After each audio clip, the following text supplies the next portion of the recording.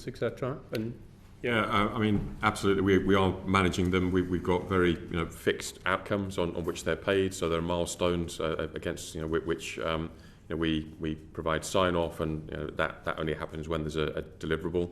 But importantly there as well, what we don't want is for the system integrators to come in, kind of do the implementation, and then all the knowledge walk out the door. So knowledge transfer is a really key sort of focus for us as well. So making sure we've got, as I mentioned earlier, people in the going forward organisation to actually receive that knowledge. So we do have people working side by side with the consultants, taking on that knowledge.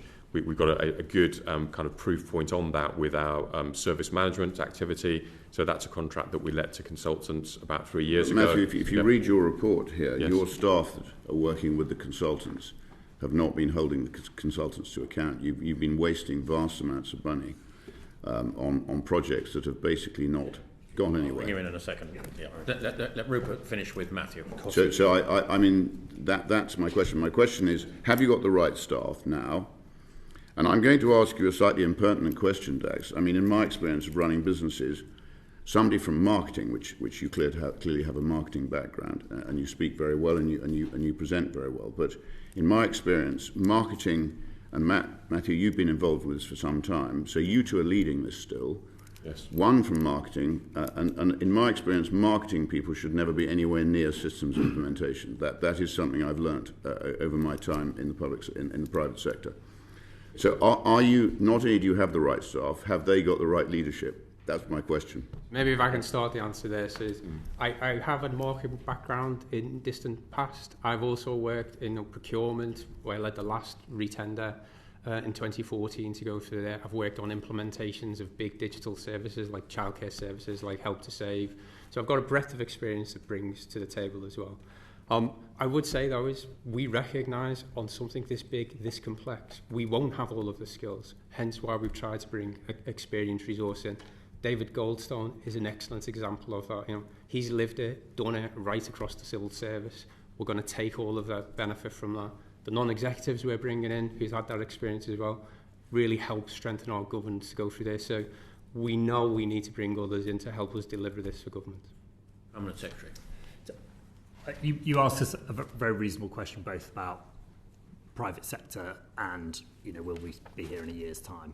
I really want to bring out the fact that we've recruited to non-execship Melanie Morland from NatWest and Luke Jensen from Ocado, and they have very real-world private sector experience of big transformation and corporate sector experience, I'd say, yes, by the sound of it. Well.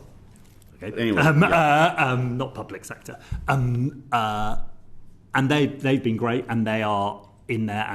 And in Melanie's role, he can't get his contingency funding unless Melanie says it is the case, and that speaks a bit to, you know, are they in control of their consultants, or are the consultants in charge of them? So I just wanted to bring that out because we have the same.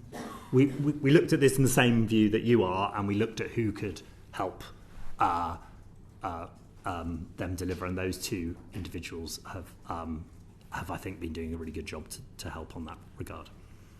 Okay. Well, thank you for that. And I've got now a question for Sam. I mean, when you answered the chairman's question about premium bonds, technically, obviously, it's not going to affect the prize money, but do you accept the fact that it will affect the amount of money that's available for you to make to pay for public services? The fact we've wasted a lot of money on this IT procurement is going to affect the amount of money that you can make available, is it not, to pay for public services? I mean, you are right to say that those costs are being held by the taxpayer. So in that sense, you know, when we think about the overall amount of money that can be spent in the public sector, it will affect either the amount of spending that can be done or the amount of borrowing that we have to do. So it is. It has a real cost to the taxpayer. It does taxpayer. have a real cost to the British taxpayer. True. The NSNI as an institution's sole objective is to help us finance the borrowing that we do, and the aim of this project is trying to reduce the cost of the way that we do that. Well, as you know, James, it's basically a state monopoly. So that is what NS&I is. So, yeah, we can talk about that. We know that. But look, we can debate that on another occasion. Take your point. My final question, Chairman, is this. I mean, you've got David Goldstone, who you've referred to a lot, and I saw from the report that you brought him in. I personally would like to see this committee have a note from David Goldstone.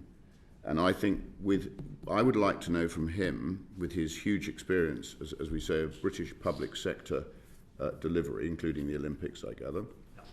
I would like to know from him, because I'm representing the taxpayer, and I think we want a realistic estimated cost and timetable for complete delivery of this project. And I think it's got to be made available now.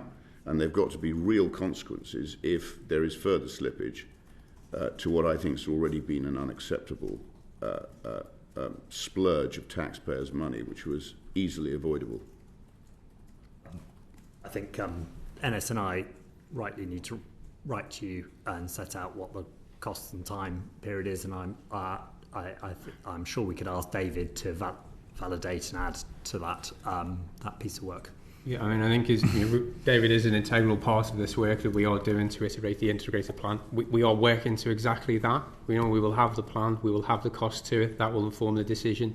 As you asked for, we can give you an update as soon as we have that to set it all out so you've got real clarity. And that will complete the reset and give us that more consistency, more deliverability that we all are striving to do.